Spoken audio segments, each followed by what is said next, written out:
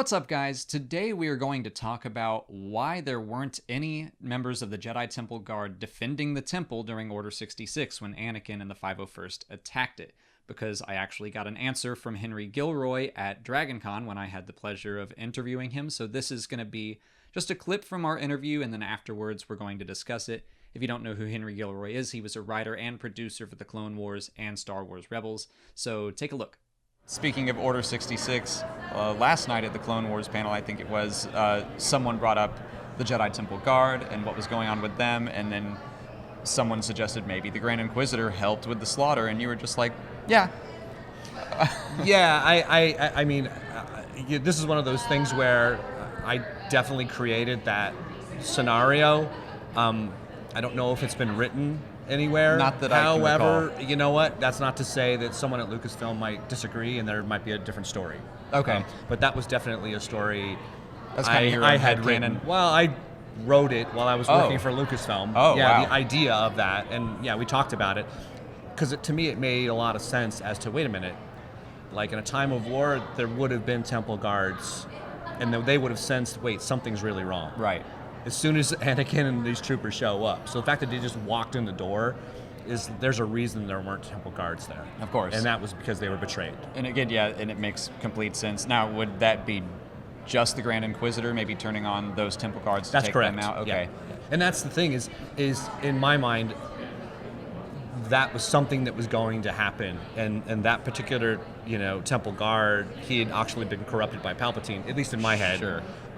So it makes sense that, yeah, his fellow temple guards had no idea that he had turned, and it was too late. Of course. So there you have it. Before we start discussing this in depth, I do want to mention, like Henry said, that this isn't necessarily canon. It is a story that he wrote down while he was at Lucasfilm for Star Wars Rebels or the Clone Wars, I'm not sure, probably Rebels, since that's when we learned about the Inquisitor's origins, but he does say that in the future someone at Lucasfilm could change things, but for now I think that we can go on believing this. I don't see any harm in that, and it makes perfect sense. Yeah, and whereas before we were talking about the clones and the chips in their heads, and I thought could definitely be something we might see in the new Clone Wars season. I don't think this is something that we might see, but it's really interesting, and yeah, it makes total sense as to why Anakin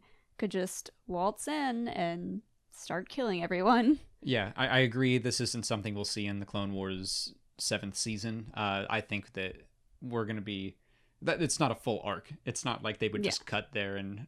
I don't know. There could be part of a montage. I'm just not expecting anything like that. But yeah, it's super interesting to think about him being part of the slaughter and like Anakin kind of walking up to the door, and before he gets there, the Grand Inquisitor's already engaged the Temple Guard and maybe killed them all. So maybe Palpatine sent him a message as well, like execute Order 66, and then he's in his get up, I assume, so he's able to just like walk right up next to one of his friends and stab him or stab him in the back or do something and just go from post to post. Yeah, I wonder if Palpatine told Anakin, don't worry about the temple guards, I've got them taken care of. Yeah, because Anakin would have been like, where are those guards at? Right. I mean, he did. You can see in the security holo footage, he does have to fight Sin Dralig, the leader of the Temple Guards, but it looks like maybe the Grand Inquisitor just didn't get to him, or maybe he didn't feel confident enough in taking him on. That's interesting. Like, maybe he was like, I'll let Anakin do that one. But yeah, he kept dropping all these just dark bombs.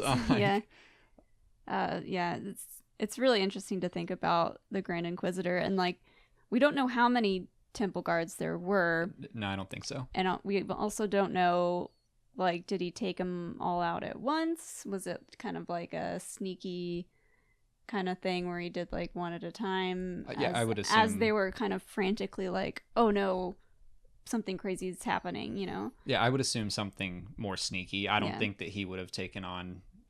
I don't know. I can't imagine it was a huge number of temple guards, but still, I think he would probably...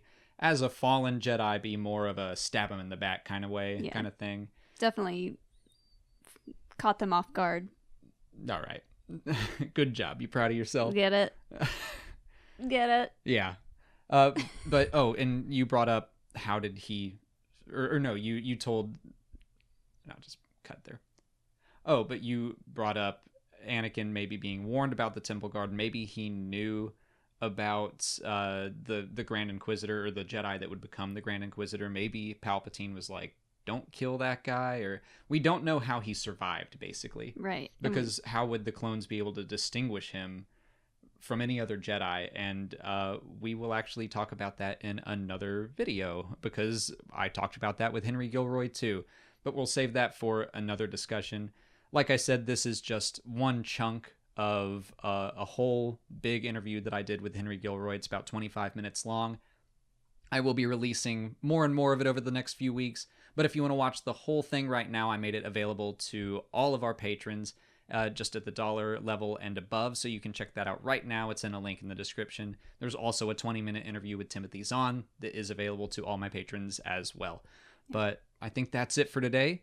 So if you haven't already, please like this video, subscribe to the channel, and follow us on Twitter, Instagram, and Facebook. As always, thanks for watching, and may the Force be with you.